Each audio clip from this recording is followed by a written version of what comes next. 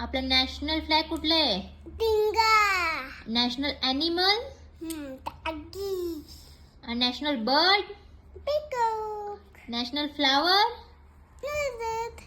National anthem?